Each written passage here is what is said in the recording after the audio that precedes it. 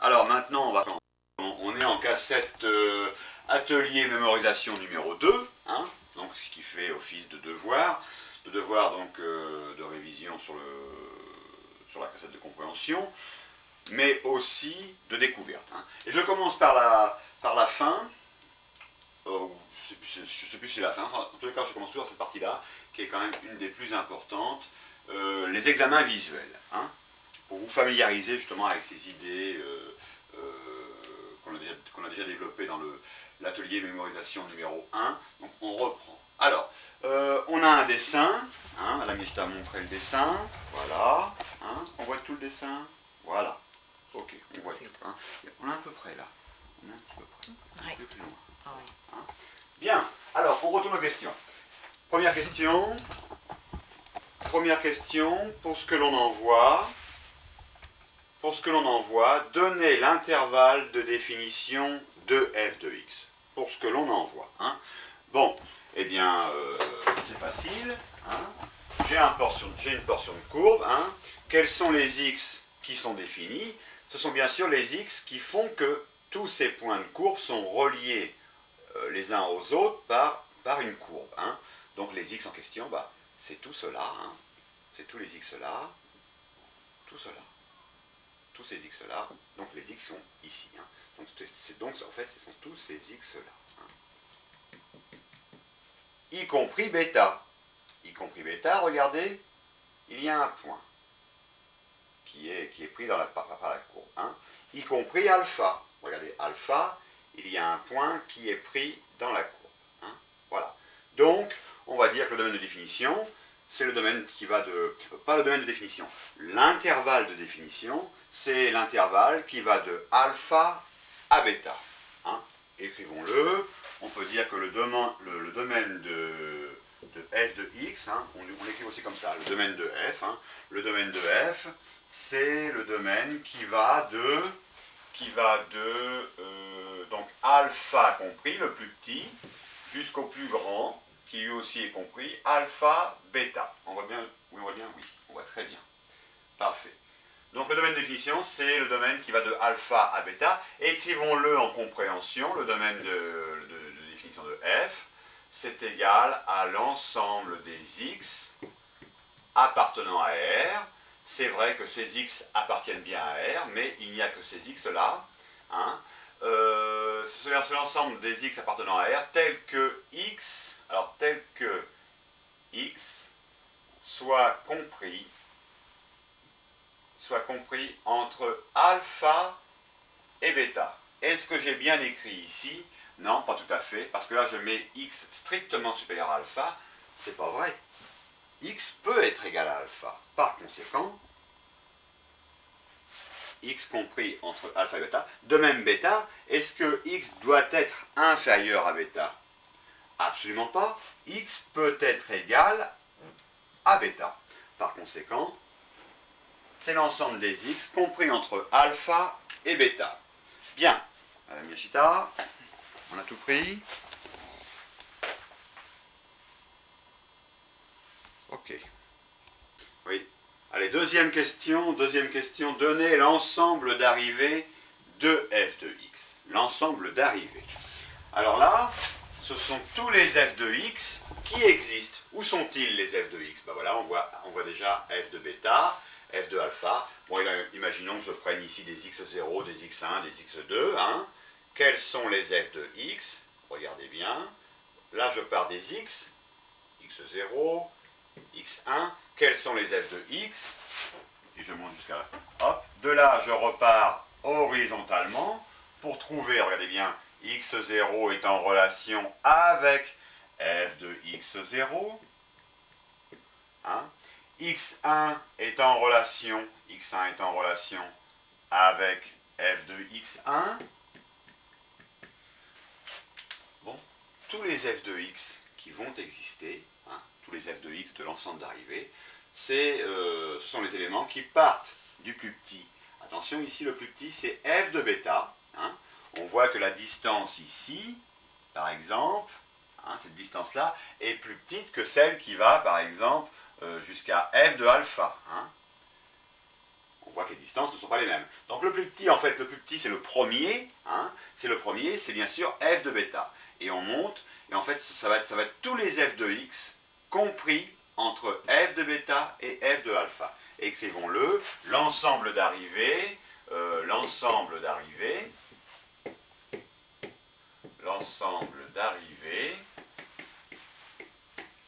de f de x, il est écrit, de f de x, c'est l'ensemble, il est égal, hein, il est égal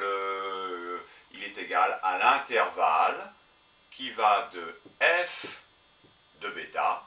Et oui, je peux écrire f de bêta. F de bêta, n'oubliez pas que f de bêta, c'est un nombre. Hein, c'est un nombre qui va de f de bêta, alors compris, hein, f de bêta existe. Attention, f de bêta existe, par conséquent, on le prend, on fait un intervalle, jusqu'à f de alpha. Jusqu'à f de alpha compris. Lui aussi. Bien, on aurait pu résumer la même chose en compréhension. On aurait pu dire que c'était l'ensemble des f de x.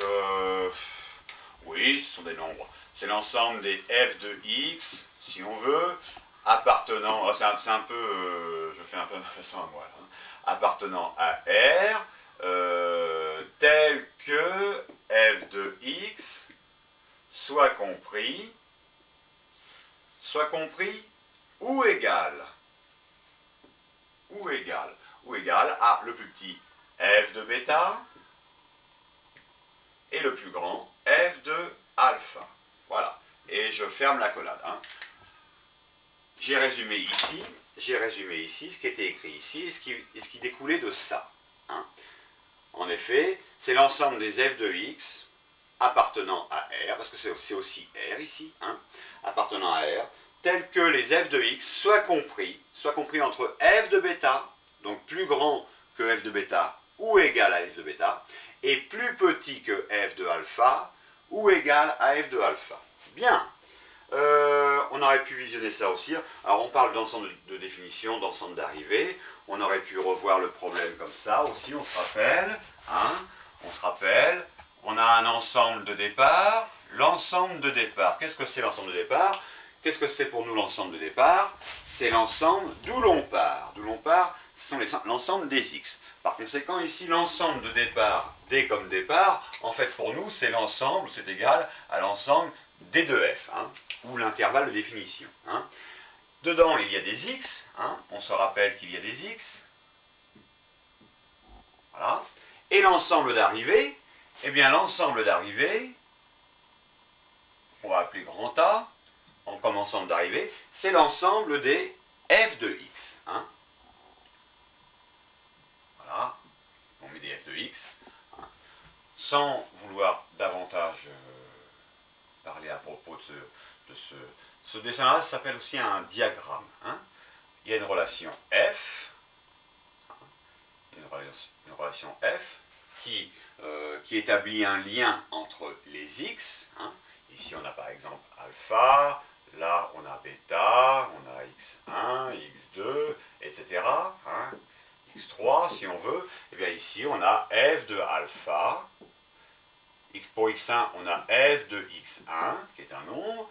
Et pour x2, on a f de x2, et puis etc. Hein. Et pour finir, on a f de bêta. Bien, on ne discute pas plus de ça sur ce... on ne discutera pas plus du diagramme sur cette question-là. Voilà, hein. Allez, on prend tout, Madame Miyashita. Voilà.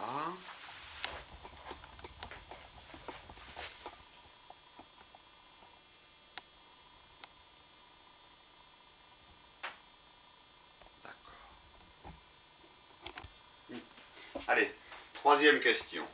D'une façon visuelle toujours. F de x est-elle, f de x, sur l'intervalle de définition bien sûr, f de x est-elle positive, négative ou nulle? Donc, sur l'intervalle de définition, c'est pour les x ici. Pour ces x-là. Mais la question, on nous demande si f de x est positive, négative ou nulle. C'est-à-dire, on nous demande au sujet de ces valeurs-là. Hein. On nous demande au sujet de ces valeurs-là. Qu'est-ce que ça vaut? Bon, On voit sur le dessin, hein, on rappelle ici, on rappelle que l'axe des f de x, des g de x, des h de x, de tout ce qui est fonction de x, c'est un axe hein, qui a des valeurs moins l'infini on le voit, oui, jusqu'à 0. De là, on repart pour aller vers plus l'infini. Hein. Bon, d'une façon visuelle, là, on voit que toutes les valeurs ici, des f de x en question, qui ne sont compris que de là jusqu'à là, sont positives. Hein. Bon, mais essayons de l'expliquer un peu par l'écriture. Hein, la Mishta venait. Donc, on va écrire, regardez bien, on va écrire que, on voit que f de alpha est strictement supérieur à f de bêta. On est d'accord avec ça. Hein. F de alpha, la distance qui va de 0 jusqu'à f de alpha est plus grande que celle qui va de 0 à f de bêta. Hein. Donc f de alpha est strictement supérieur à f de bêta. De même, on s'aperçoit que f de bêta est supérieur à 0. Hein. De même, f de bêta est strictement supérieur à 0. Hein. On est tous d'accord avec ça. Hein. Par conséquent, pour tous les f de x qui vont être compris entre ou égal à f de alpha le plus grand hein, et f de bêta le plus petit, hein, pour tous ces f de x compris entre f de bêta et f de alpha, eh bien tous les f de x sont positifs. On voit que f de x, attention, on voit que f de x, cette portion de courbe, hein, est positive, mais pour ces x-là seulement. Hein. Avant, après, je ne sais pas. Hein. Avant, après, pour d'autres x, je ne sais pas. Moi, le dessin qu'on me montre, c'est cette portion-là. Je n'examine que par rapport à cette portion-là. Par rapport à cette portion-là, donc par rapport à cet intervalle de définition. Hein, ce petit intervalle. Hein, on voit que f de x est strictement supérieur à 0. Hein. On est d'accord ? F de alpha est plus grand que f de bêta. F de bêta lui-même est beaucoup plus grand que 0. Hein. Les f de x, où sont-ils? Ils sont coincés entre f de alpha et f de bêta, avec f de alpha et f de bêta compris. Donc, tous les f de x, on l'a résumé ici, f de alpha, pour f de alpha qui est strictement supérieur à f de bêta qui lui-même est strictement supérieur à 0, pour tous les f de x compris entre le plus petit ou égal hein, à f de bêta et f de alpha, supposé on peut être égal à f de alpha, alors les f de x sont supérieurs strictement à 0. Voilà. Donc on est positif, on n'est donc pas négatif. Est-ce qu'on peut être nul? Est-ce qu'on peut être nul ici? Est-ce qu'on peut être nul? Bon, on ne sait pas. En tout cas, peut-être que plus loin, cette courbe s'annulera. Mais ici, non. Qu'est-ce qu'il aurait fallu pour qu'on soit nul? Pour que f de x soit nul, qu'est-ce qu'il aurait fallu? Il aurait fallu que f de x, enfin, pour que f de x s'annule, il aurait fallu que f de x coupe l'axe des x. Hein, coupe ici. Hein, et à ce moment-là, on aurait pu écrire, pour tel x, hein, pour un x quelconque, f de, je sais pas, un x quelconque, appelons-le x', f de x' égale à 0, hein, c'est-à-dire qu'il y aurait eu un x' ici, par exemple, qui aurait permis à la courbe de couper. Bon, mais oublions ça, surtout ne nous écartons pas. On voit ici que f de x ne s'annule pas, puisque f de x ne coupe pas l'axe des abscisses. Bien, on a répondu à la question. Voilà, Miesta, on reprend tout, et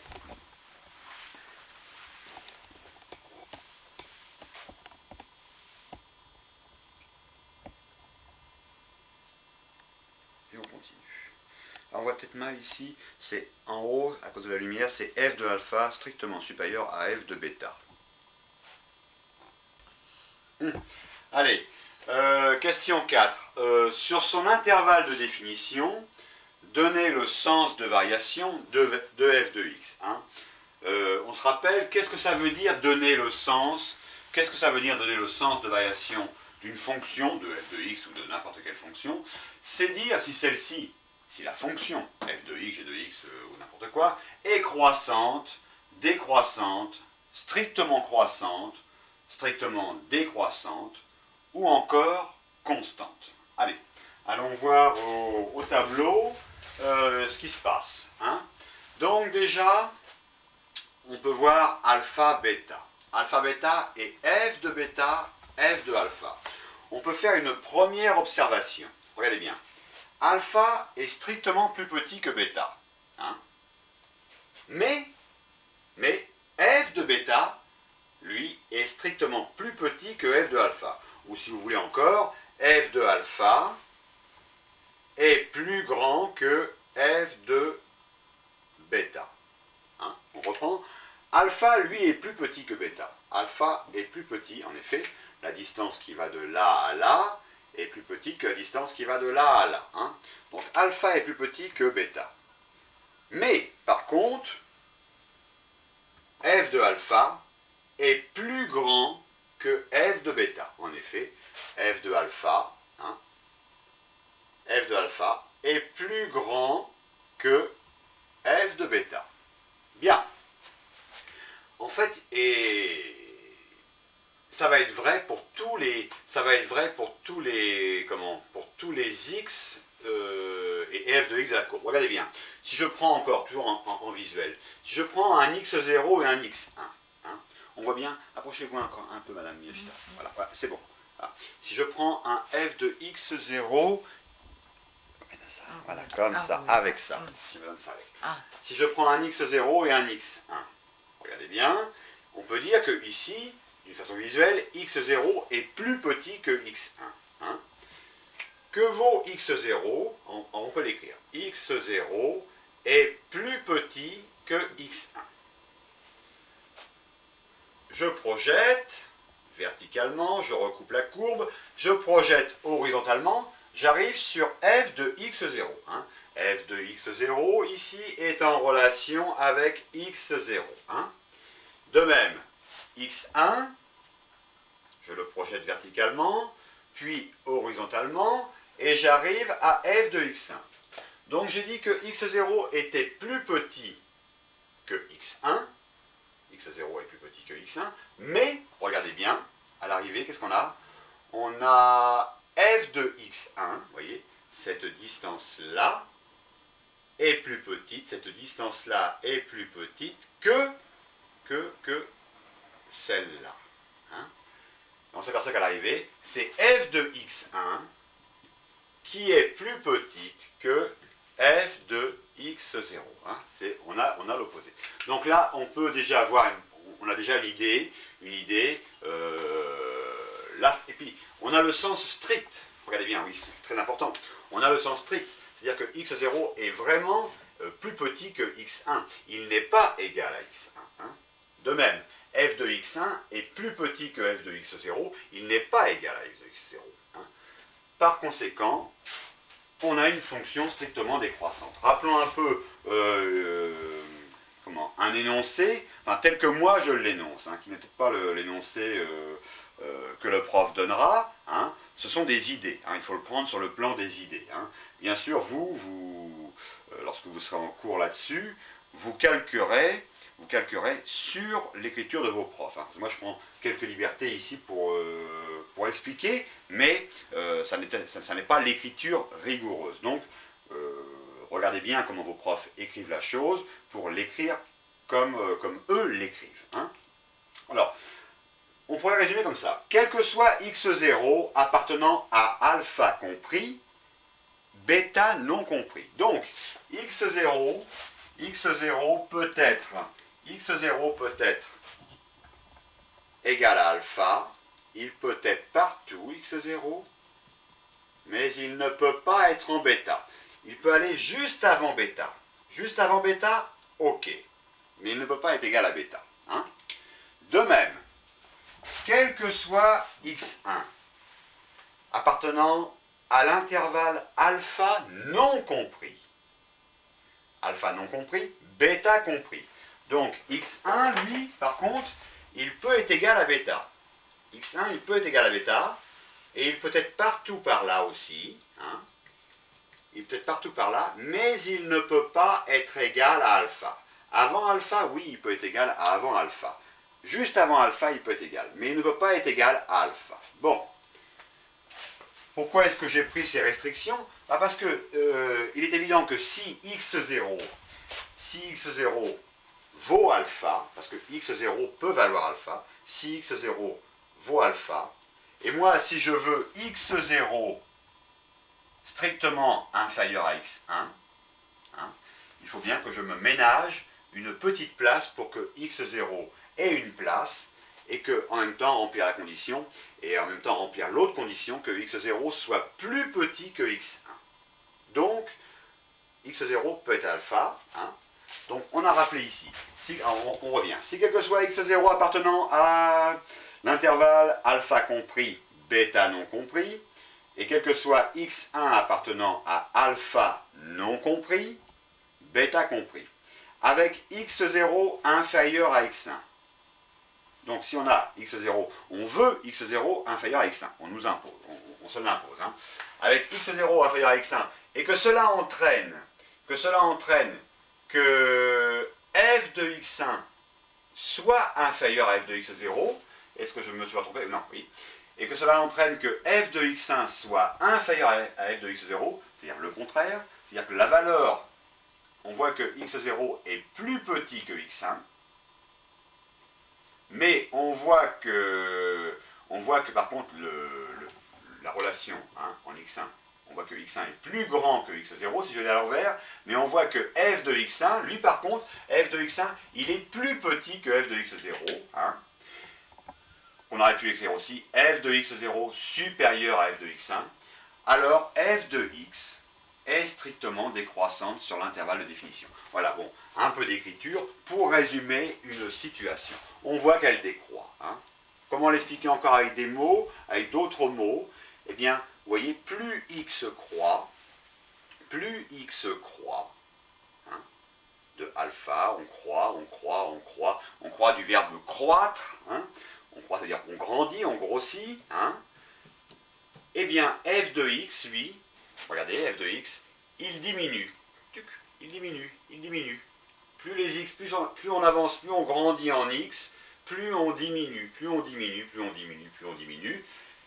Voilà la fonction strictement décroissante. Alors, pourquoi strictement décroissante, encore une fois, et pourquoi pas seulement décroissante? Eh bien, tout se passe avec des sens stricts. Regardez, on parle de tout est énoncé au sens strict. On dit bien si x0 est strictement inférieur à x1. Hein? Donc il n'est pas question que x0 soit égal à x1. Hein? Avec x0 strictement inférieur à x1, qu'est-ce qui se passe? Il se passe que f de x1 est, lui, strictement inférieur à f de x0. Hein? Bon, donc on l'a dit, on est toujours en présentation de ces petits problèmes. Là, sur un phénomène d'une fonction qui est strictement décroissante. Qu'est-ce qu'on peut dire? Donc on a dit qu'elle était strictement décroissante. Conséquence, si la fonction est strictement décroissante sur l'intervalle de définition, j'ai abrégé un peu le mot définition, sur l'intervalle de définition, voilà, merci, sur l'intervalle de définition, alors on a une bijection. Hein. On a une bijection, madame Mechta. Voilà, on a une bijection. On va donc rimager un peu la chose, revoir un peu ce qu'est la bijection. Mais avant, il faut que je dégage le tableau. Alors,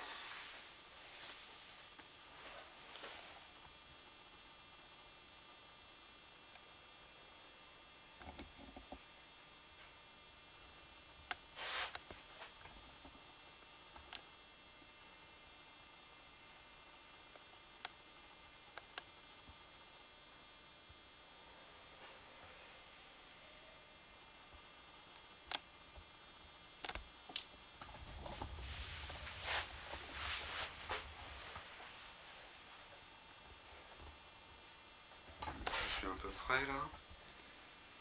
Alors. Oui, donc je relis un peu ce qui est la lumière qui nous gêne. Donner le sens de variation. Donner le sens de variation de f de x, c'est dire si celle-ci, la fonction f de x bien sûr, est croissante, décroissante, strictement décroissante ou encore constante. Bon, alors, comme je disais, imaginons un peu la chose. Hein. Maintenant, vous commencez à prendre un peu l'habitude avec ces petits dessins. On a appelé ça autrefois, on les appelle toujours les mathématiques modernes. Hein. Donc, on a un ensemble de départ. Pour nous, c'est l'intervalle de définition. Bon, je l'ai appelé D de f comme ça, mais en fait, ce n'est pas vraiment D de f. C'est l'intervalle de définition sur lequel on a travaillé, qui contient bien des éléments. Hein. Il ne contient pas que alpha, x0, x1 et bêta. Il y a plein d'éléments. Hein. Il y a plein de x. Hein. Ils sont innombrables. Donc voilà l'ensemble de départ. L'ensemble de départ, c'est encore une fois notre intervalle de définition. On a un ensemble d'arrivées dont j'ai oublié de mettre le nom. L'ensemble A comme arrivée. Hein, qui est l'ensemble des f de x, donc il y a f de alpha, f de x0, f de x1, f de bêta, et puis il y a plein de f de x ici. Hein. Non, ici il n'y a pas. Bon, on voit qu'il y a une relation, c'est la relation f qui unit un alpha, par exemple, à un f de alpha. Hein. Que dire d'autre? Bon, voilà, ça c'est le schéma de la bijection. Essayons de expliquer un peu par rapport au dessin qu'on avait, hein, au dessin de la courbe. Madame Yashita, un peu plus ici, voilà. Hein, voilà. Donc, quel que soit x0, hein, bien sûr appartenant à l'intervalle. Hein, quel que soit x0 appartenant à l'intervalle, c'est-à-dire que x0 soit là, ou là, hein, il existe un f de x0. Hein. Pour quel que soit, alors j'ai pas écrit tout à fait rigoureusement, enfin bon, ça veut dire pour quel que soit x0 appartenant à l'intervalle de définition, il existe un f de x0. Hein. De même, x1 est ici, il a un f de x1, qui est celui-là. On voit mal le 1. Voilà. Hein, on voit mieux? Oui, il existe un f de x1. Pour quel que soit f de x1, qui peut être n'importe où, hein, pour quel que soit x1, donc appartenant à l'intervalle de définition, je ne l'ai pas écrit, mais je le dis, alors pour quel que soit x1 appartenant à l'intervalle de définition, différent de x0 qui lui aussi appartient à l'intervalle de définition, il existe aussi un f de x1 tel que f de x1 soit différent de f de x0.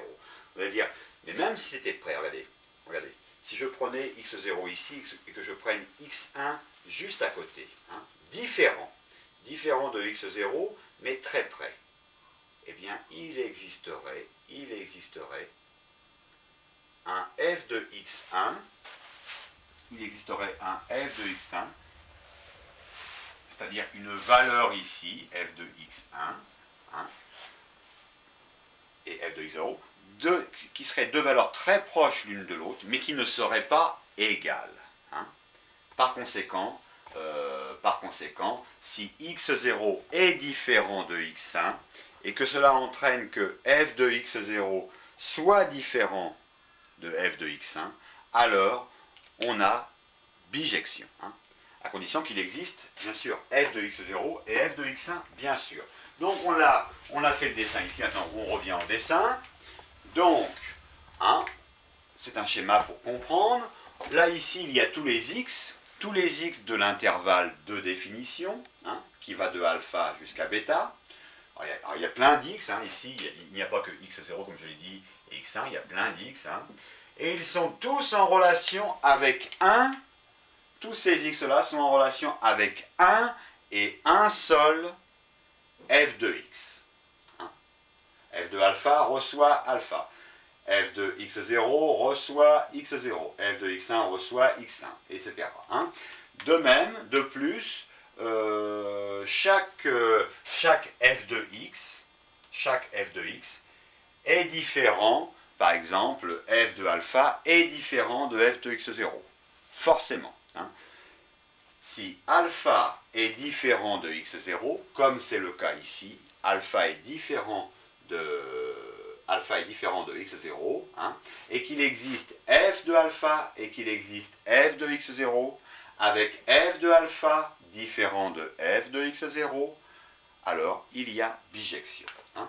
Donc, rappelons un peu, grosso modo, l'ensemble de départ. L'ensemble de départ, ce sont pour nous les éléments de l'ensemble de départ. Hein, voilà. Donc pour nous, ce sont les x de l'intervalle de définition. Hein. L'ensemble de départ ici, qui est schématisé ici, hein, bah pour nous, ce sont les x de l'intervalle de définition. On les appelle aussi les antécédents. Comme c'est l'ensemble de départ, comme ce sont les éléments de l'ensemble de départ, on les appelle les antécédents. Hein. De même, l'ensemble d'arrivée, hein, nous on voit ici les éléments de l'ensemble d'arrivée, ce sont les f de x. Hein. Pour nous, ce sont les f de x. Hein. On les appelle aussi, hein, ces éléments de l'ensemble d'arrivée, on les appelle aussi les images. Voilà. Hein. C'est bien, on a fini, c'est pas la peine de rentrer, de faire plus compliqué. On est sur la présentation des diagrammes, présentation des bijections, présentation de fonctions, de petites portions de fonctions qui sont strictement croissantes, décroissantes, donc c'est pas la peine de se prendre la tête. Hein. On est en présentation. Hein. Ces choses-là vont se mettre tranquillement en place dans vos esprits. Hein. Donc ne bloquez pas sur quelque chose que vous ne comprendriez pas ou que vous comprendriez mal. Hein. Ça va se mettre en place, à force d'en parler, d'en reparler, il y a des mécanismes qui vont se mettre en place. Hein. Donc pas de problème. Allez, on va continuer. Mais avant, je vais visionner, je vais prendre le tout. Voilà. Donc là, c'est ça.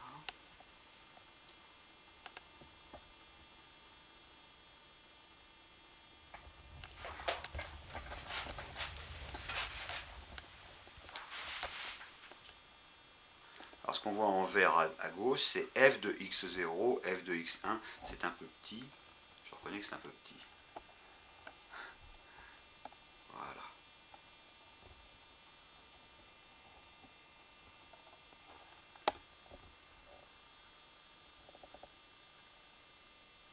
Alors je relis quand même, parce que bon, je l'ai mal écrit. Hein. Alors pour quel que soit x0 appartenant à l'intervalle de définition, il existe un f de x0.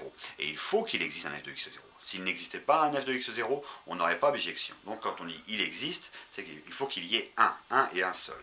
Et pour quel que soit x1 appartenant à l'intervalle de définition, différent de x0 qui lui aussi appartient à l'intervalle de définition, il faut qu'il existe aussi f de x1. Il existe, et là dans notre cas à nous, il existe f de x1, hein, tel que, ou avec f de x1 différent de f de x0. Voilà. C'est un énoncé, bon, c'est peut-être pas la façon dont le prof l'énoncera, je ne pense pas qu'il l'énoncera comme ça, la rigueur quand même exige des mots plus... enfin des façons de formuler les choses d'une façon plus rigoureuse, hein, mais bon... Mais là, bien sûr, il faut prendre les idées. Voilà, point. Allez, 5e question, et pour finir un peu les examens visuels, et on en aura fini des examens visuels pour aujourd'hui. 5e question, la fonction f de x, d'une façon visuelle, la fonction f de x est-elle continue sur son intervalle de définition? Ça, ce sont les questions importantes pour vous l'année prochaine, pour toi Marcel, Laure, pour toi Yannick, tu dois déjà être dessus, je pense, hein, mais ce sont les questions très importantes dans les fonctions. Alors on y va. Alors, est-ce que la fonction f de x est-elle continue sur son intervalle de définition? Bon, d'une façon visuelle, hein, est-ce qu'on peut dire, comme ça, en voyant les choses, est-ce qu'on peut dire que sur son intervalle de définition, l'intervalle de définition ici, est-ce que f de x, la courbe, enfin le dessin, est-ce que f de x est continue?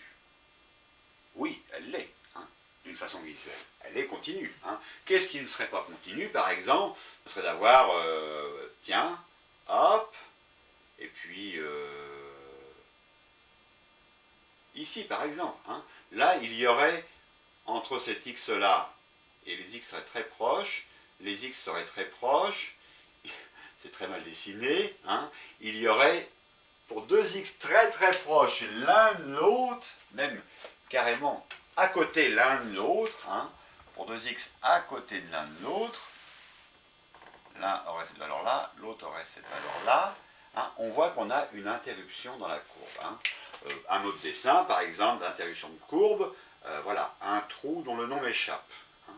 Là, il y aurait un trou, voilà, on trouve aussi ce genre de dessin-là. Hein. Bon, bah là, il y a... on n'est pas continu, mais enfin, on verra comment faire ça, comment régler ces problèmes. Là, mais enfin bon, apparemment, visuellement, il y a une interruption, ou encore, on peut tomber dans ce cas-là, par exemple, une asymptote verticale, avec une fonction qui est comme ça, et puis qui, par exemple, qui descend comme ça après. Bon, là aussi, bien sûr, en cet x-là, on ne sera pas continu. Hein. Bon, voilà des exemples visuels de discontinuité. Mais nous, ici hein, dans le schéma qu'on voit, dans le portion de courbe qu'on voit, il n'y a pas de discontinuité. Bien. Alors, ceci fait, pour revenir vers la définition, hein, si je prenais un x0, quel qu'il soit, hein, allez, appelons-le x0. Hein, x0, voilà, et ici, on peut dire qu'on a f de x0. Hein. Bien. Si maintenant je prends mes x qui s'approchent de x0, regardez, par exemple par la droite, les x s'approchent. Bon, les x me donnent des valeurs en f de x, hein, tout le monde d'accord? Donc on retrouve ces valeurs, les f de x en question, de ces x-là. Hein. Bon, mais si je m'approche toujours plus, regardez, si je m'approche toujours plus vers la droite, par la droite.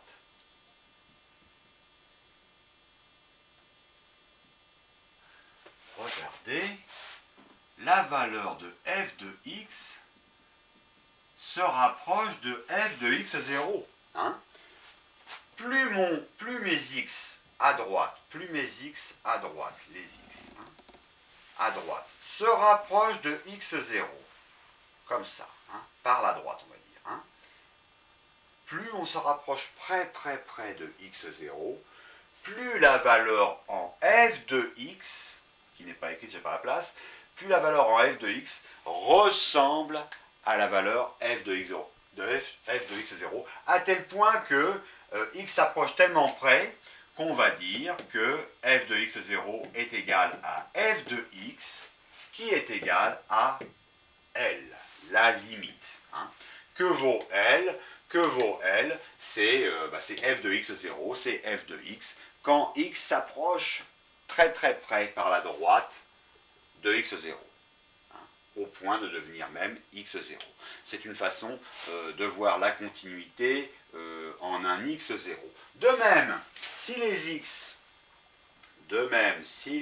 s'approchent par la gauche, hein, on s'approche par la gauche, les f de x, de plus en plus, hein, regardez les f de x, là, les f de x sont très loin de f de x0, regardez celui-là, il est très loin de f de x0, x0 il est là, hein, x0 il est là. Hein. Bon bah, le f de x par la gauche, là il est très loin, mais plus je vais m'approcher par la gauche, plus je m'approche, à tel point que je vais ressembler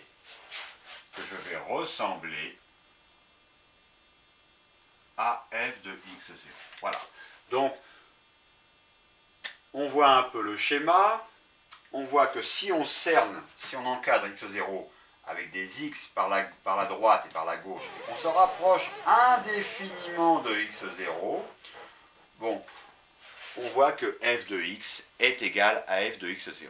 Comment appeler ce f de x égale f de x0? Comment appeler ce f de x qui est égal à f de x0? On va lui donner un nom, on va souvent l'appeler L. On va l'appeler L comme limite. En fait, que vaut L? L est un nombre. L est un nombre qui est égal à f, qui est une valeur, donc un nombre, qui est égal à f de x0, qui est égal à f de x. Résumons-le, reprenons le travail par rapport à la définition. Hein, ou à un énoncé de définition. Hein, ou tel que moi je l'énonce moi-même. Hein. Allez, soit une fonction f définie sur un intervalle de définition. Oui, on sait ici qu'on est défini entre alpha et bêta, avec alpha et bêta compris. Hein. Donc soit une fonction f définie sur un intervalle de définition et un nombre réel L. Hein. Si x0 appartient à l'intervalle de définition, regardez comme ça va l'écrit. Si x0 appartient, symbole mathématique, et après je mets du français, l'intervalle de définition i. Écrivons-le en écriture mathématique. Donc, puisqu'on a appelé i l'intervalle de définition, hein, jusqu'à maintenant on disait toujours d de f, mais c'était mal formulé parce que d de f ça veut dire domaine de définition, alors que nous on ne parle ici, entre alpha et bêta, on ne parle que d'un intervalle de définition. Donc il faut lui donner un nom à cet intervalle de définition, appelons-le i. Si x0 appartient à i, et si la limite de f de x est égale à L, hein, si on voit, si les limites de f de x qui s'approchent de sont égales à L, si limite de f de x est égale à L quand x tend vers x0, avec x supérieur à x0, c'est-à-dire donc par la droite, ça veut dire ça, hein, x supérieur à 0, ça veut dire par la droite.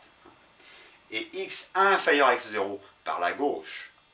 Vous allez me dire, mais si on est supérieur à x0, on peut être très loin de x. Non, parce qu'on a écrit quand x tend vers x0. Ça veut dire qu'on se rapproche, et qu'on n'est pas loin, on est même très très près, et qu'on s'approche indéfiniment. Hein. Voilà. Alors, donc, si la limite de f de x est égale à L quand x tend vers x0, et que f de x0 est égal à L, regardez bien, j'ai f de x égale L, j'ai f de x0 égale L, d'où f de x est égal à f de x0. Hein. Alors, on dit que la fonction f est continue en x0. Hein. Bien, on a attiré l'attention une fois de plus sur la continuité, ce qui est bien. C'est pareil, on ne se bloque pas là-dessus. À force d'en parler, les mécanismes se mettront en place. Hein. Donc je leur recommande une fois en lisant. Je leur lis une fois, soit une fonction f définie sur un intervalle de définition et un nombre réel L qui vaut petit l, que j'ai encadré en rouge, si x0 appartient à l'intervalle de définition, donc bien écrit, si x0 appartient à i, intervalle de définition. Et si la limite de f de x est égale à ce nombre réel L, quand x tend vers x0 par la gauche et par la droite, hein, donc, et que en même temps, f de x0 soit égal à L, alors on dit que la fonction f est continue en x0. Vous voyez bien cette double égalité, par exemple, cette égalité f de x0 est égal à L, hein, en bas, et un peu plus haut, f de x égale L. Hein. Donc L, d'où on en tire que f de x est égal à f de x0. Hein. Donc ça veut dire que plus on s'approche indéfiniment de x0, hein, par la gauche et par la droite, à tel point qu'on va ressembler à x0, hein, et donc f de x va ressembler à f de x0, et bien voilà, on aura démontré qu'il y a continuité. Hein.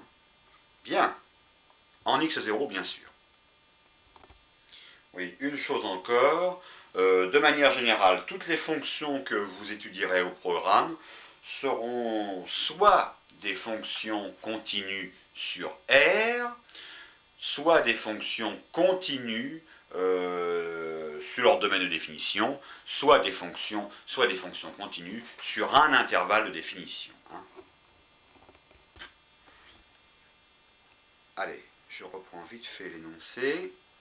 Voilà, tout est là. La question aussi pendant que je suis là. Donc la question c'était d'une façon visuelle à l'origine, au départ.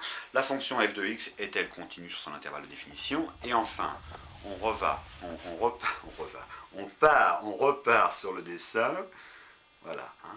On voit f de x0 qui devient, alors en noir c'est f de x0 qui devient égal, enfin on voit que f de x devient égal à f de x0, et en fait ce f de x égale à f de x0 c'est notre L.